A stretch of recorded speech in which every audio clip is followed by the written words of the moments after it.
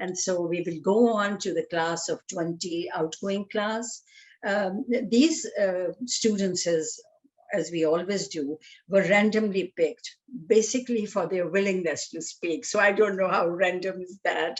But anyway, we did try for gender balance and representation of all faculties. So there's spread all the main 6 faculties. We have also tried to get one student from far off areas.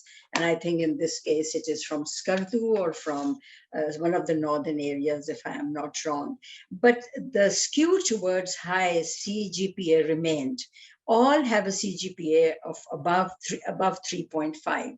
Now, but we have told them to talk about the whole class and not just talk. They're overachievers. And so the way they look at learning experiences will be a bit different. So we will try to work with that.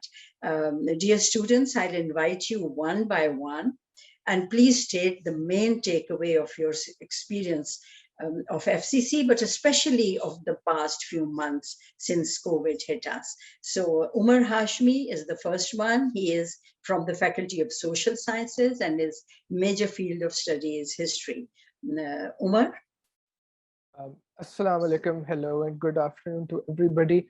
My name is Umar Hashmi. I'm incredibly honored to be part of the faculty today. And to all my teachers and to everybody here whom I have learned from, you have my sincerest gratitude. So thank you for that also. Moving swiftly on, the thing that I enjoyed and appreciated the most about the online blended semester was the opportunity, I think, to choose my own pace of learning. I really want to commend teachers that put all their lectures online and recorded the lectures so students could view them and learn from them at any time they wanted to. That was great for me because I was much more relaxed and able to learn much more effectively. I felt that I really learned to discipline myself and manage my time well. And because of that, I was able to learn and grow as a person. Secondly, the thing that I enjoyed most was that I could choose the environment where I was learning. Most importantly, I did not have to commute to campus every day and did not have to prepare myself for campus mentally and physically, which allowed me in many months, to be honest, to have a full sleep of 8 hours. And I was able to sleep well. I was able to save that time and then invested that into my hobbies and was able to grow as a person. So as a last note, I want to thank everybody again and thank you for a great time at FCCU. Umar, I must say, you are very contrary to the Gen Z, as a whole, because they rely on peer interaction and they rely on seeing each other in person. So I would say you are the odd person out in that generation, because when you were talking, I was like, he loves to be alone. But that's not a bad place of being. I think you were also part of the UK project, if I'm not wrong. You were one of the writers. Yeah, that it was great to work with you, but you never gave away the feeling that you are, if I may call you, an introvert in some ways. But anyway, lovely to have you. The next student with us is Faraz Williams. He's from Computer and Mathematical Sciences. And so Faraz, over to you. Assalamu alaikum everyone. My name is Faraz William. I'd like to share my experience about the online learning. So, when these online classes started, most of the students didn't take them seriously, including myself, because we just thought that they are going to end in maybe in a week or two. But who would have known that after 1.5 years, we'd still be talking about them. So as a comparison between the online and the physical classes, I would say that the physical classes are, for me, the physical classes are much better than the online classes, because you get to interact with your teacher, you get to interact with your friends. And for me, interaction with my friends and teachers is a very important part of the learning. Other than that, I would say that online classes have a variety of problems. For example, sometimes our teachers have to take the online attendance, which is quite a difficult task for our teachers. And other than that, there are certain things. But yeah, I'd like to say that I'd like to thank all our respected faculty for learning this new way of teaching. They have worked so hard to learn this new way of teaching. So thank you. That's all.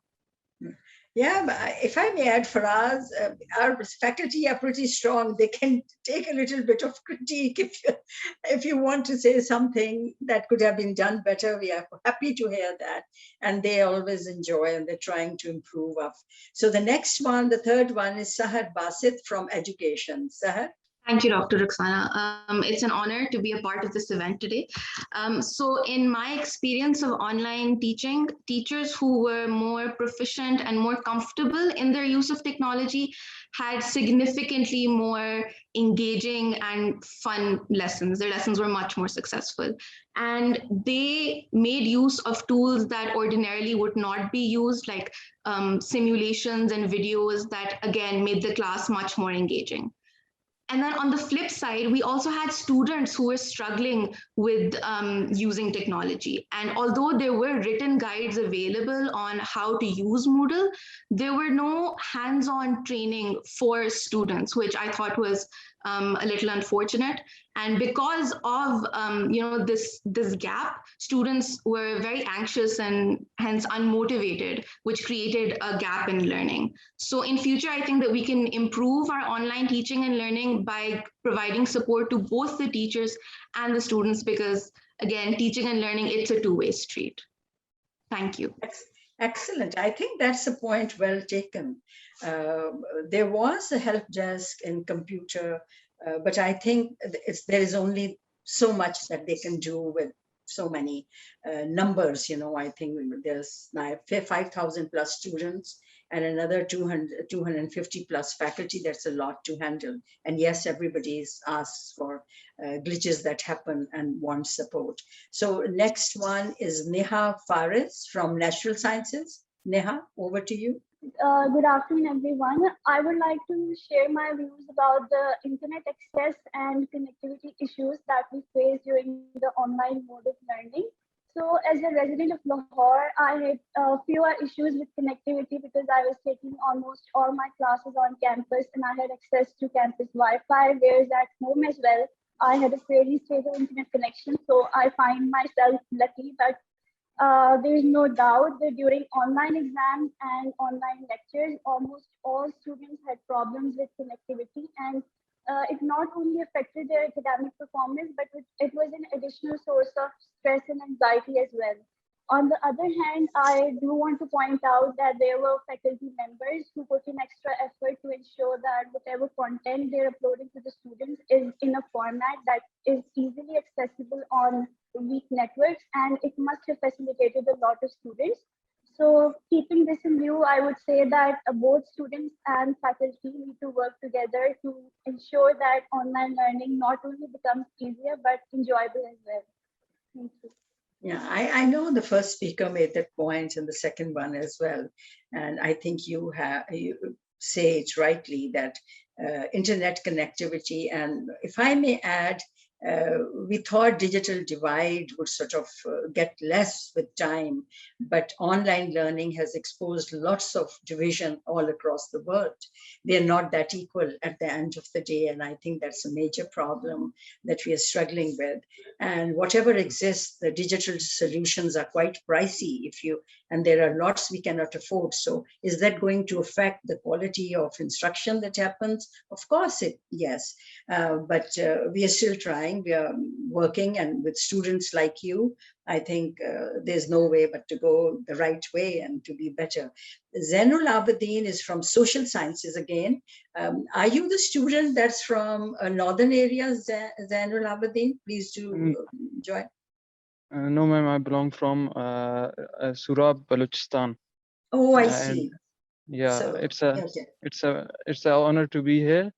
It has been a difficult and adventurous time for all with COVID and the whole new modes of education.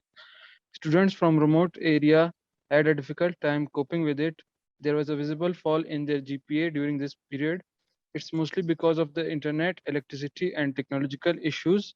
They had to travel many kilometers every day in order to have connectivity.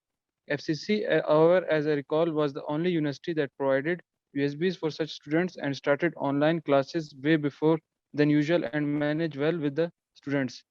However, in blended mode, the 2 weeks gap reduced to 1 week would be a better way to go.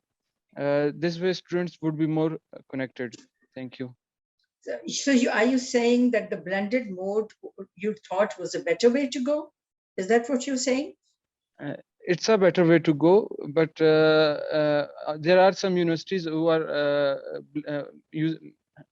taking 1 week and then a gap, then 1 week gap and 1 week. We have 2 week gap. That's like a bit longer time, and we aren't able to be on the same pace as. So you are saying that instead of a 2 week sort of a turnover, you wanted a Yeah. weekly turnover sort of a schedule. Okay. Yeah. That could be could be discussed at some point. Risham from Natural Sciences. Thank you. Risham. Thank you. Good afternoon and assalamu alaikum, everybody. I hope everyone is well and trying to stay optimistic in these hard times. It's an honor to be able to speak about my experience today about FCC's blended mode. So I was a hostel resident for a while and I had to go to class every day. Walking into class and seeing less than half of the class present had taken me aback. But on the contrary, because the class was so small, I didn't feel as hesitant to ask questions or raise any concerns. So when needed, the instructors had taken out more time to devote individualized attention through breakout rooms or one-on-one Zoom meetings. Moreover, university is primarily a place of interaction with peers, instructors, as well as friends. It's a source of motivation which gets us to enter the institute. So the situation we're in has currently hit a fragile place. Whether we realize it or not, these same people, they unconsciously push us to attend our classes, perform well, and even work towards other activities. They help us through group studying and attain fairly better grades than we would on our own. Even the most extroverted kids may need help getting back into the swing of things after an extended period of relative isolation at home. So I feel like institutes could help review some social skills, as well as be a guide on how to cope with a setback as unfamiliar as this. I think you made some excellent points. You're right. We never realized being in isolation for such a long time, students definitely would have lost, Umar doesn't want to go back at all, I think. And so there must be many others who are thinking the same way, and perhaps getting back together would mean learning the social skills again and learning to connect again.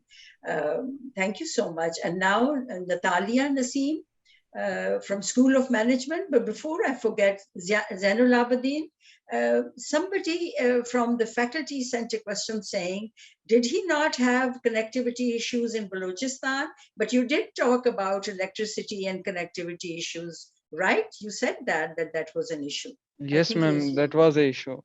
Yeah. That was issue that I faced in Balochistan, not in Lahore when taking blended mode. Yeah, but you did say that you were provided USBs and materials to help you through that. So I guess we did good. Yeah, thank you so much. Natalia, over to you. Hi, good afternoon, everybody. I'm Natalia, and I am really glad to speak with you all today. So as we were preparing for this session, we were discussing how we describe this semester in one word, and there was general consensus among all of us about exhausting, hectic, and surreal. So I suppose that's how most of my peers would describe this semester and our assessments this time too. So while we did bypass the problem of traditional quizzes online, creating more opportunities to cheat with alternative assessments, it's also true that now my workload had increased exponentially. So in courses where I would do maybe 3 MCQ quizzes and then an exam, I was now doing multiple assessments and essays. And that was definitely exhausting and quite hectic. It also always felt like just as I was about to record a presentation or submit an answer, my internet would crash. And that was just an anxious experience for everybody. However, with these alternative assessments, we were able to bypass most of these issues, and they definitely took away the unnecessary pressure of having to memorize stuff, allowing me to focus more on understanding and applying my knowledge. And I'm sure some students might still prefer the one and done timed quizzes, but most of us felt that alternative assessments gave us more opportunities to be creative, and they gave us autonomy of pacing ourselves, expressing ourselves, and getting feedback on various aspects of our writing and communication as well. Okay, great. So all in all, the message that's coming from you is that you have managed, it was exhausting for you, and that also along the way, faculty who were more interactive with their sessions got more leverage from their classworks. So thank you so much. And thank you for your time, and thank you for getting together to discuss this and to sort of streamline and structure your presentation. I think that is what you did, because you had many similar points and you cleaned them up and you just limited few points to everybody so that everything that you wanted to say could be sent. I'm truly thankful to you for your time. And like I always, it's a joy to hear from you. Thank you so much.